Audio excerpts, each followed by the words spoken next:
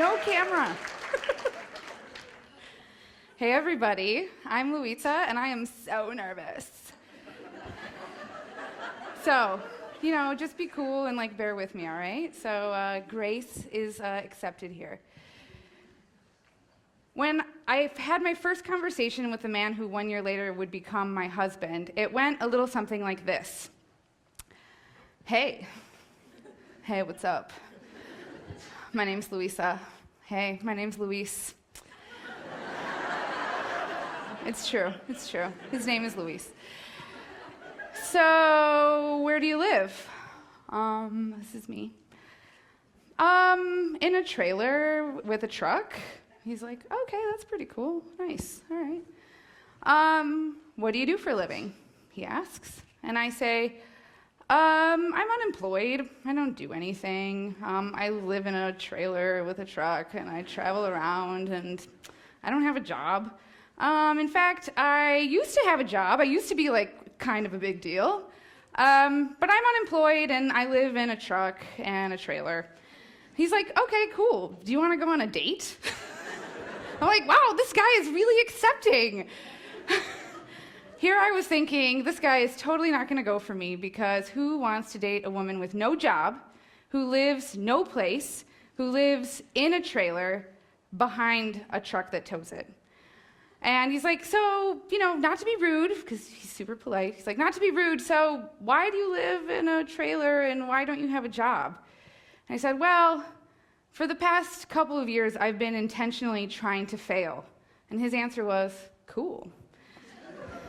So you can see why we're married now. So how the heck did I get on this road where I was living in a trailer towed behind a truck with no job, no place that I call home? So I started out actually on this road a very long time ago when I was in college. I bypassed all of the intern bullshit stuff and I went straight to being an executive. It's true, it's pretty weird. I was watching everyone line up at student info with their stuff, and I'm like, yeah, I'm not doing that. And I actually became an executive at age 20, and I stayed an executive all through my 30s. And by the time I hit 30, I had raised millions of dollars. I had a meteoric rise in roles and responsibilities. I worked in politics, I worked in the nonprofit sector, and ultimately I was the executive director of an awesome organization in Grand Rapids called the West Michigan Center for Arts and Technology. WMCAT. Word, nice, you've heard of it. It's very cool. So I ran WMCAT all before I was 30 years old, raised lots of money, flew all around the country, had fabulous vacations, a great group of friends. We worked on really cool stuff in Grand Rapids together, and life was pretty damn good. All the awards and accolades that you can imagine were headed my way. I was earning six-figure salary, but then also raking in the dollars for kids and community, working on things that really fundamentally were changing the fabric of the Grand Rapids area. And for the most part, I felt really, really good. But there was a part of me that didn't feel so good, and I could never pinpoint what it was specifically. Could it have been the micro inequities that I experienced on a daily basis, being a person who didn't quite look Grand Rapids? Could it have been the fact that I was single, not married, living in West Michigan, living the life of Riley, and not being embarrassed about it and swearing like a sailor? That could have been part of it, too. Could it have been the fact that I had this great life, I watched all of my friends start families and go on, and I was like, hey, that's cool, but I'm gonna hit the beach this weekend, probably fly out to California next week, and head out to Seattle the week after. There were all of these things that kind of mounted into something that didn't totally feel right to me. And I bitched about it to everybody. So for the people who were my really close group of friends, they knew that there was this kind of 2-year period that while I was earning all of these awards and accolades and getting on stages and giving speeches about kids and community and how important it is to all get together on the same page to move the agenda forward, I was also on the sidelines drinking a beer being like, dude, this sucks. I gotta figure something out. I don't know what I'm doing with my life. They were really sick of me. They're in the front row and they're laughing. They were really sick of me. But it wasn't until I was in San Francisco in a seedy dive bar with a guy who is a good friend of mine, a toy inventor, a guy who knows failure very, very well. And I was sitting with him, and I was doing the thing that I always do, which is bitch about, like, shit, I don't know what I'm gonna do.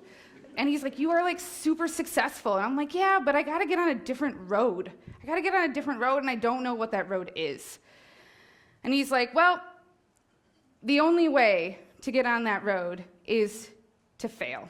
You're not gonna be able to go around and then magically be on this other road. Transformation doesn't happen by just doing a workaround. There's no, like, ace in the hole on this one. You really got to go through the gauntlet. I'm like, oh, that sucks. I super don't want to do that. I'm in this, like, public role. I have a great group of friends. I hate disappointing people. I'm like, you know, see a stage and I want to tap dance on it and make everyone happy. Failure was not an option. But according to my friend Brendan, it was the only option for me to quit my bitchin' and get on a new road. And that new road, I didn't know what it entailed. I didn't know what it was supposed to be. I had no idea, but I knew that even though there were all of these wonderful elements about my life, I needed to be on a new road. So we'd had a few beers, and he said, I dare you to do something that you've always wanted to do. And I said, I want to go on the Great American Road Trip. And he's like, oh, really?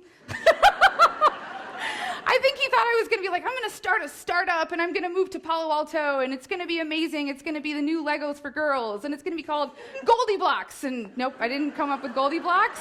I didn't come up with anything cool. I was like, yeah, I really want to get a truck and like move into a trailer and like travel around and like live that life. And he said, I dare you to do it. So as I mentioned, I'd had a few beers, and I said, I'm totally fucking doing it. And I love a dare, and I accepted the dare, and I flew back home from San Francisco to Grand Rapids. I put together a PowerPoint presentation, because that's like what you do after you accept like this huge dare. You're like, I'm totally gonna make a PowerPoint. So I put together a PowerPoint presentation in order to show my parents what my plan was. I gave myself 6 months to transition out of my roles, my many boards of directors that I served on, the things I was involved in with friends, future plans that we had had, a house I owned, all kinds of stuff.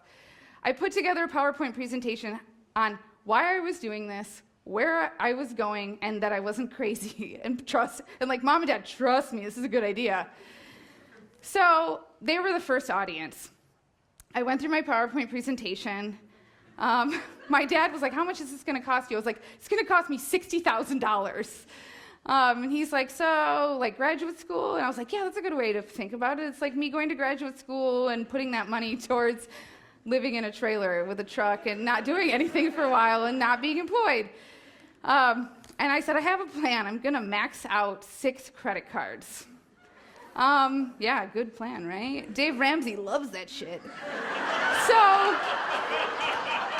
I went on the anti-Dave Ramsey plan, maxed out 6 credit cards, told truly my friends in times that were both really funny and also gut-wrenchingly difficult.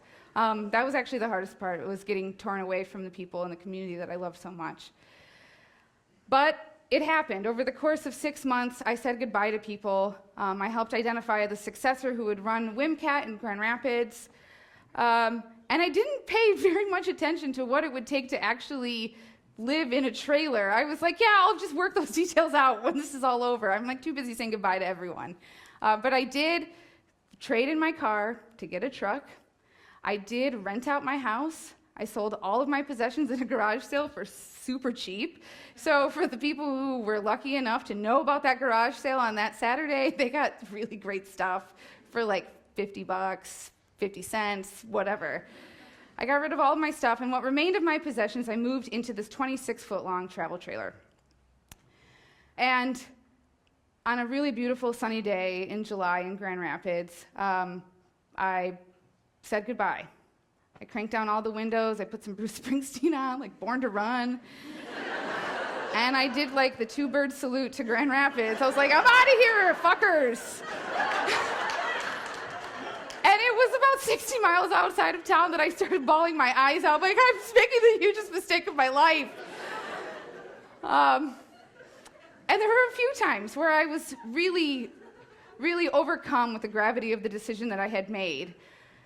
There were 3 times, actually. In the 10,000 miles I traveled in my travel trailer with my truck, the 800 gallons of gas that I used up, which is like, I'm kind of an environmentalist, and it's super bad that I did that. Now I have a Prius, so it's okay. So the 800 gallons of gas, it's fine. I'll make up for it in my life sometime. But there were 3 times when I was like, holy shit, this was such a huge mistake. The first time, I was in Wisconsin, so I didn't get very far. It was the first time that I had to back the trailer up into a camping spot. So you may wonder, why would somebody do something like this if they don't know how to back a trailer up? Well, you learn, right? So it took me 2 hours to back this trailer up. The first hour, I was hitting trees. In fact, the whole side of the trailer, you can see the evidence of this experience. And there is an elderly couple drinking beers, watching me, and I'm like, oh, fuck, shit, fuck. And then finally the guy like gets up and he walks over to me and he's like, all right, so we've just decided that we're gonna help you. So they spent an hour. Actually, he got it into the parking space right away. He backed it in, and he's like, but we're gonna spend the next hour and I'm gonna teach you how to do this. There were lots of senior citizens in campgrounds across America who helped me out. In fact, I don't know why I thought like there was going to be like, a lot of like young and sexy people at these campgrounds. Instead, I was greeted with really beautiful, elderly people who helped me out. It was really great. The next time that I was just, what the hell have I done? I was in the Central Valley of California. And it was the middle of the night, and I pulled over into this KOA campground in the Central Valley, not because I had reservations there. In fact, I was supposed to be in Santa Barbara, but there was a forest fire, and it was starting to get really late, and the traffic was really backed up. So I just kind of used my handy app to find out where the closest KOA was, and pulled over to a KOA. And it wasn't the best KOA of all of the KOAs. And I'm sleeping, and it's in the middle of the night, and all of a sudden, it's boom, boom, boom, boom, boom. Open the goddamn door, you bitch. I'm like, oh my God. Oh, no one knows me here. Like, did someone find me from Grand Rapids? And I'm like, oh my God. And I like look at my cell phone, and there's no cell phone service, and I'm shaking, and I like crawl in my trailer to the kitchen, because the trailer has a kitchen. It's pretty dope. And I grab a frying pan, and I'm like, don't even get close to the door, I'll kill you. And the guy keeps knocking on the door. He knocks on the door all night long. I was so terrified. I had regretted every single decision that led me up to this point. I couldn't even handle myself. I was so angry with myself. And I set my alarm, even though I didn't sleep, to wake up at 4:30 in the morning so I could get the hell out of that campground right away and make my way to lovely Santa Barbara. And when I woke up in the morning, there was a woman sitting on my picnic table smoking a cigarette. So this is at 4:30 in the morning. And she says, I understand someone was knocking on your door last night. I'm like, yeah, I'm leaving. It's not safe here. And she said, that was my husband, and your trailer looks exactly like mine. And she points across the campground to the exact same Jayco 226 series. And she's like, he was drunk and he couldn't get in. And I'm like, oh my God. What I'm doing is dangerous, even though that was like false alarm, wrong trailer, sorry. It did make me think about every decision I'd made in my life. And then the last time, I was thinking about what the hell have I done? I was in the desert in Arizona. This is another place where no cell phone reception, absolutely stunning. In fact, the whole country is stunning. And I was by myself in the desert, no cars anywhere. I was freaking out because here I was, I had no job. I was already in the red, so the cash reserves that I had, they ran out somewhere in Central California, probably Los Angeles. I'm now living life in the red. No job in sight. Don't know if I'm really heading back to Michigan. Don't know where I'm heading back to, but kind of heading east again. I have no title. I have no status anymore. I don't know where I'm going. and I start to cry. And I'm like, shit, I'm so on this new road, and I don't know where it's going. I am on a journey to parts unknown, and I have really fucked up.